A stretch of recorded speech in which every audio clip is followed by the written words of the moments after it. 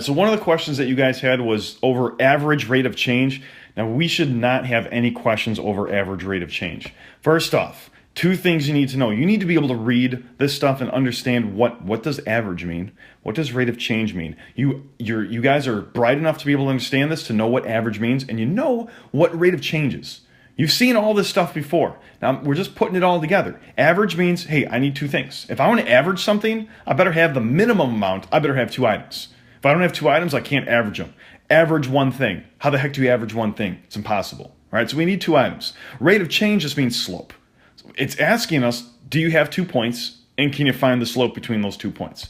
That's what average rate of change is. So what we're going to do is we're going to find the slope between 2 points, and in order to do that, I better have a function, and I better have some x values, at least x values. Right? So my function is going to be x cubed minus x, and I want to find the average rate of change over this specific interval from 1 to 3. When it says that, it's telling you that the left endpoint is x equaling 1, and my right endpoint is x equaling 3. Those are 2 points. I have 2 specific points. I don't know the y values yet. I need to find those, but I do have 2 points.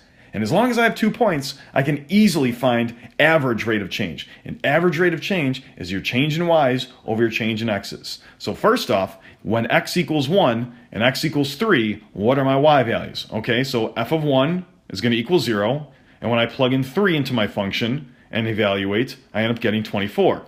So we're going to find slope now. Average rate of change. I need 2 items. I got my 2 items. I got my 2 points. Rate of change, slope. Oh, find the slope between those 2 items. Okay, I can do that. So I've got this 1 point, 1, 0, and 324. Now remember, slope is your change in y's over your change in x's. So I'm going to write it a little bit differently. Most of us want to just jump to finding the slope.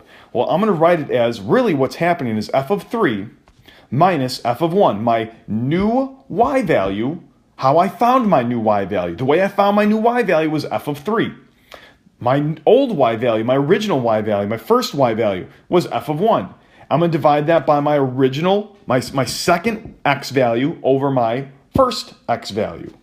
All right, well, we found out what f of 3 was. That was 24. We found out what f of 1 was. That was 0. So I'm just taking 24 minus 0. I'm dividing that by 3 minus 1. It's f of 3 minus f of 1 all over my second x value minus my first x value. So second y minus first y divided by second x minus first x. The reason I'm writing it this way is so you understand when we work with our tangent slopes and we start working with secant slopes and we start working with all that other stuff. There's another video that I'm creating. It's about 15 minutes long, but it's a lot of good information and it shows you piece by piece how you go through this stuff. So average rate of change, average, you need 2 items. Rate of change, slope. Find the slope between the 2 points. Okay, well, how do we do that? You got to be able to make sure you have those 2 points and then just go through it the way you normally would.